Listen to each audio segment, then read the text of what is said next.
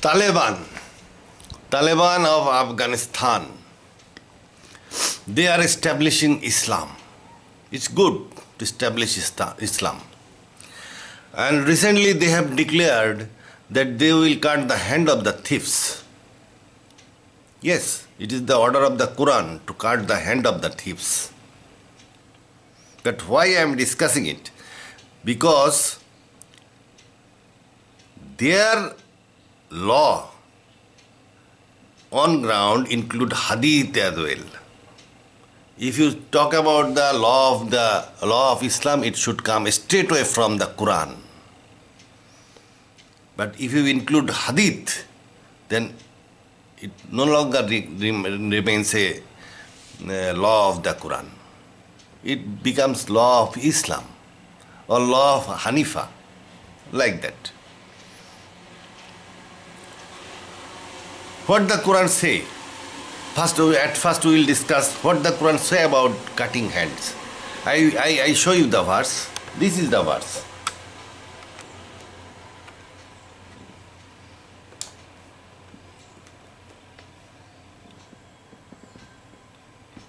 This is the verse. Surah 5, verse 38. As to the thief, male or female, cut off his or her hands. Punishment by way of example. It is clear. As to the thief, male or female, cut off his or her hands. This is 38. But there is verse 39 also. It does not end here. It ends here. But if the thief repents, when? After his crime. Here it does not say after his punishment. The verse clearly say, but if the thief repents after his crime. Somebody has stolen some money and he is repentant, he is repenting. So he has repented after his crime, not after punishment by judge, and amends his conduct. God turns to him in forgiveness, for God is oft forgiving, most merciful.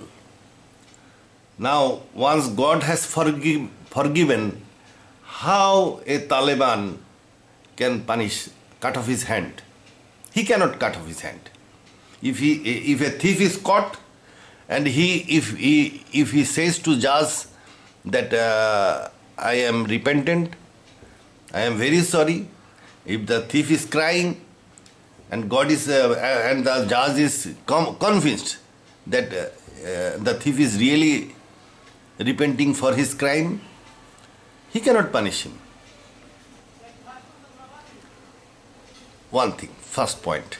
Second point is, cut off his or her hand. This verse doesn't say from where the hand is to be cut. From where the hand is to be cut. The judge may cut his finger only. He may cut from the top of his finger. He may cut from the wrist. He may cut from the elbow. Or he may cut from the top. Now, this decision of cutting is left to the judge because all situations are not same. Judge will decide, seeing the case, seeing the situation, seeing the condition and seeing the state of the society, seeing his monetary condition, he will decide the graveness of punishment, crime. He will decide from where he will cut the hand. He can just cut from the top of his finger, just this much. Okay, he has cut. Hand is cut. He can cut from the wrist. He can cut from the elbow as well. This decision is left to the judge. In the Quran, the decision is left to the judge, and according to the subsequent verse, he can forgive as well. because he is convinced, then the thief is repenting. So Allah has forgiven. Allah has forgiven his crime. Allah is most merciful. Allah is most merciful. It's definitely Allah has forgiven. If he is repentant, definitely Allah has forgiven. Judge is convinced that next time he will not steal. So he cannot punish him. Allah has forgiven. How the judge can punish him? If the judge is convinced that this person is repentant and he will not do the crime, same thing again, he cannot punish according to the Quran. Now come to the point of Taliban, why I am discussing it. These Taliban, they do not follow the Quran. They will bring in hadith here, Sunnah. Prophet cut the hand from the wrist. Prophet in one case cut the hand from his wrist. So they will also cut the hand from the wrist. Because it is according to the Sunnah. If one go by the Sunnah, he has to cut the hand from the wrist. Whether the thief has stolen only $10, whether he has stolen $10 million, doesn't matter. $10 million punishment is same. Cut off his hand. Whether the thief is a rich man, whether he is a government servant, or whether he is a poor man stolen due to hunger or some problem, monetary problem, or he is he has got some kind of mental disease. He may be a kleptomaniac as well. It is not his fault. He has got mental disease. Now, for all case, according to the Sunnah, the order is cut off his hand. And these Talibans will follow Sunnah. Quran has got no value to them. They ultimately follow Sunnah.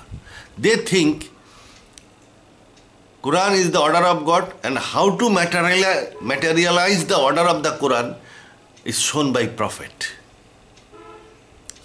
Peace be upon him. So they follow Sunnah. But what Prophet did? He clearly ordered to burn the Hadith. There is historical example that Hadith, he ordered to burn the Hadith. For about 100 years, it was forbidden to write the Hadith. Hadith was collected after 100, 200 years later. And out of thousands and thousands, hundreds thousand hadiths, people have selected 3,000-4,000 and written those in the books. If somebody edit one's lecture, the lecturer becomes surprised by hearing his own lecture. He thinks he did not say these things. So these hadith are edited. The hadith that are liked by Bukhari or Muslim, and they proved that those hadiths are correct, they selected those in their books. Incomplete knowledge. And main important point is Prophet ordered to burn the hadith. People think that hadith came later. Allah gave the order at first, then Prophet showed how to materialize the order. This idea is wrong. Problem is people do not understand the Quran. This is the problem. People understand the inner the verses, people know details about the verses, but they do not understand the large structure of the Quran. Even they do not understand the large structure of the surahs. What is the foundation of the Quran? Foundation of the Quran is Surah Baqarah.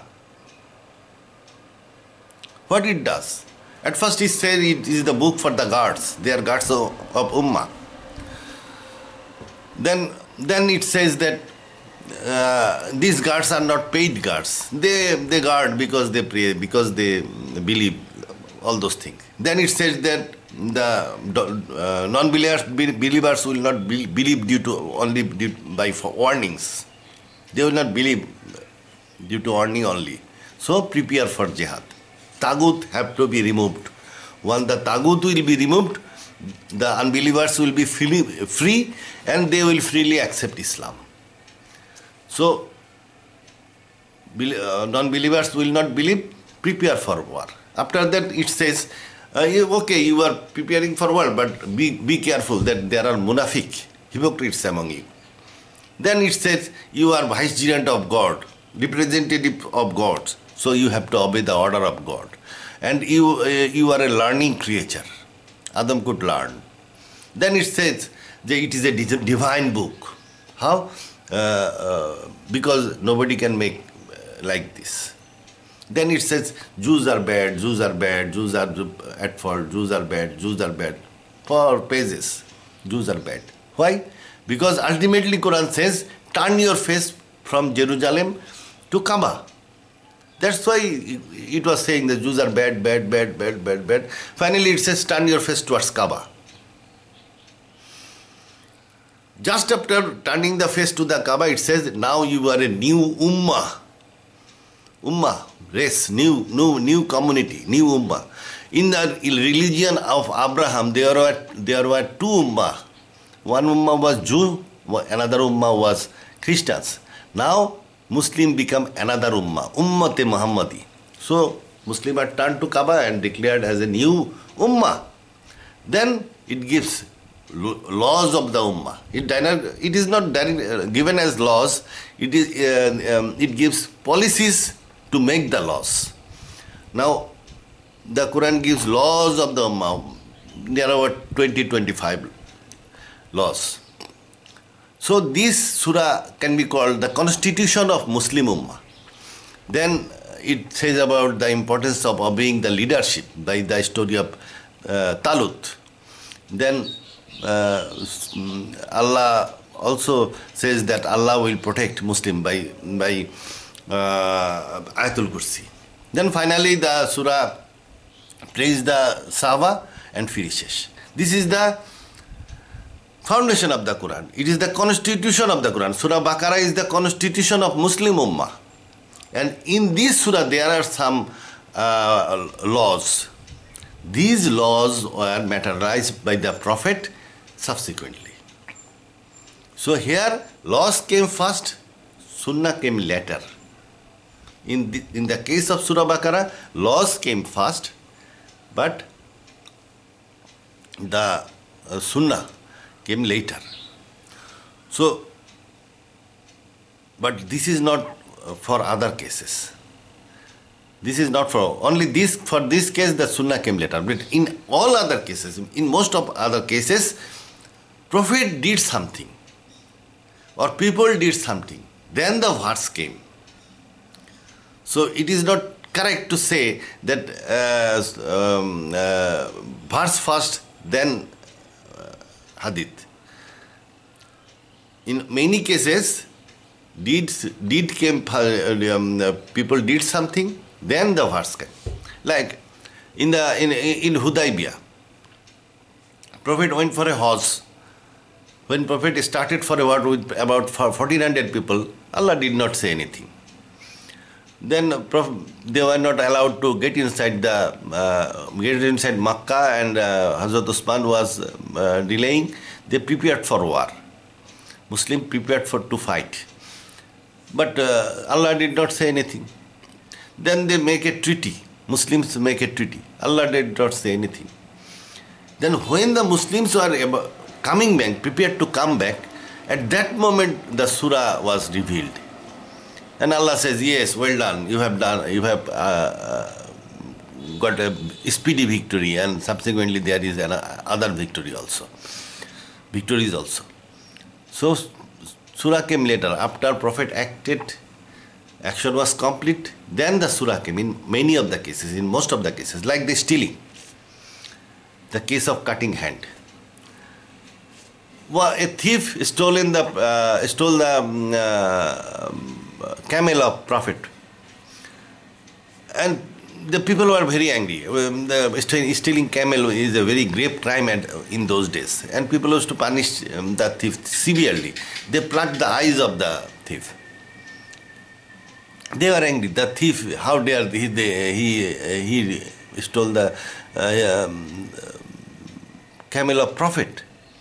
So they severely punished the thief. Later, in chapter 5, Surah Maida, the verses of the Quran, verses of stealing, these verses of cutting hand was revealed. So people did something, then subsequently the verse came, not before.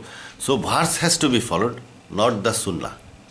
Sunnah, the verse came later, ayah came later, sunnah came before. Sunnah is before the ayah. In many cases, Prophet exiled the people of Banu Kainuka. It did not come. The order did not come in the Quran. He expelled the people from the city of Makkah. They used to live in the market area. Later, the verse came. Verse of recommendation came. So act before, verse later. So verse is to be followed, not the act of Prophet. Then in case of Bani Quraiza, Prophet killed in the process of jihad. After coming back from the battle of Khandaq, he just said that Jibril has not gone for rest. Attack Quraiza. 600 to 800 people of Quraiza was killed, executed subsequently, arrested and executed subsequently. Their women and children were taken as slave. The verse did not come. Quran, Allah did not say that do this thing. The verse came later. Okay, well done. You have made Medina a safe house. It will be easier for you to establish Islam, to keep Islam pure from impurity. It came subsequently. So act, then subsequently verses came. Then in the battle of Badr, Prophet arrested some people, and later he took ransom and released them. Then the verse came. Why you have not established terror in the initial days? They should have been executed on the battlefield.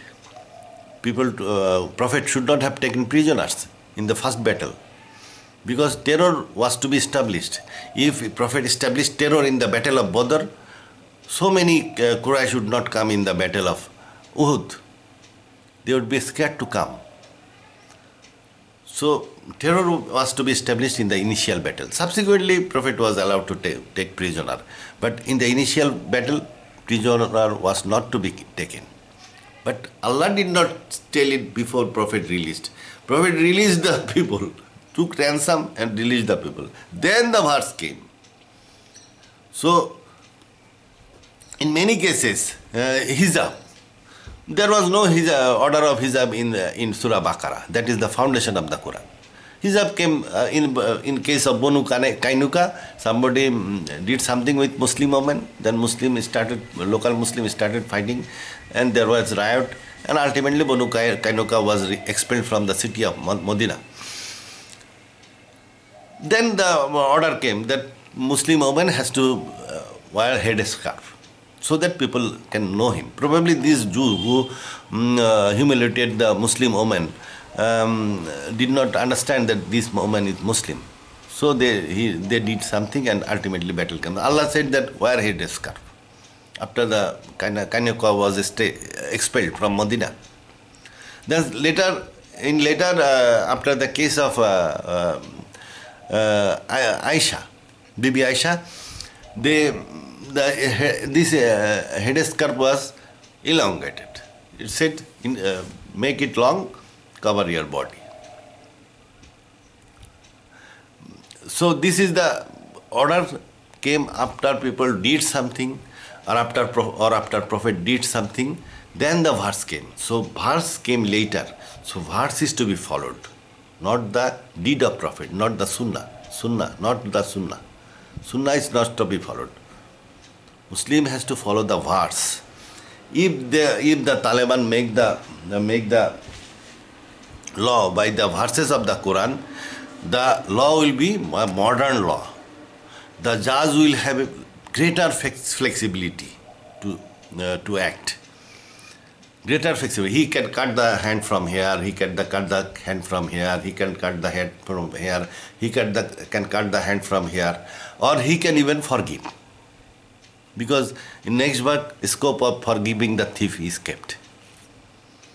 And like modern laws, how the modern laws are written. There are degree of punishment, like first punishment, transportation of life or death sentence, then rigorous imprisonment, then monetary financial punishment, then monetary, reprimand. Then even the judge can acquit the case. The criminal can be acquitted also. Judge has that scope. So, and in the law, it is written, for this crime, maximum punishment is 7 years. Maximum punishment is written. Laws is written in that way. The criminal will be punished by rigorous imprisonment for 7 years or such less punishment as the act mentioned. So, maximum punishment is mentioned 7 years or such less punishment as the act mentioned. Such less punishment means he can give 6 years, 5 years, 4 years. He can give financial punishment also. He can give, he can reprimand only also, and he can forgive the criminal also. Maximum punishment is only written. Not the, he cannot. Secondly, the judge can see the case. The thief may be poor, so he may have stolen. According to the Taliban law, a boy of 13 years, a 13-year-old boy is a matured man, because after 12 years, if a 13-year boy, a teenager boy is still something. According to the law of Taliban, his hand is to be cut. 13 years is his mature. They consider 13 years as matured age. His hand may be cut off. But if the law is made according to the Quran, when the boy will be taken to judge, he will start crying. And the teardrops has got great value to God.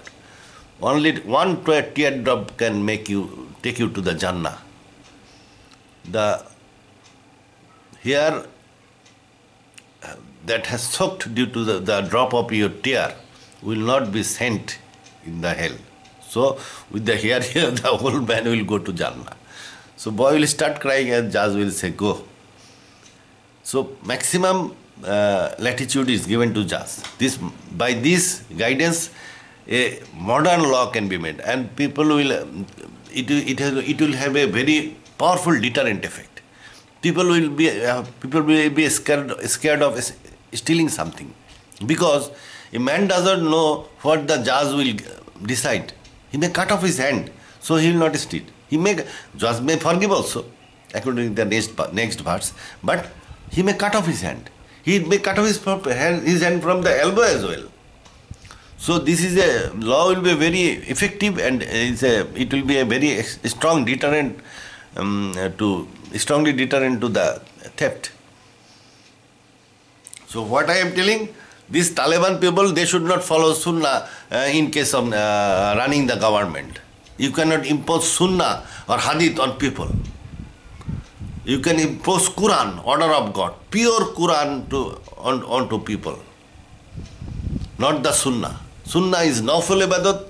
Anybody who want to go up in the eyes of God, even who can want to go in the higher paradise, okay, he will follow Sunnah. It's personal affair, it's Nawfal Ibadat. But force is Quran only. So national law has to be according to the Quran and Quran only. That's all. Allah Hafiz.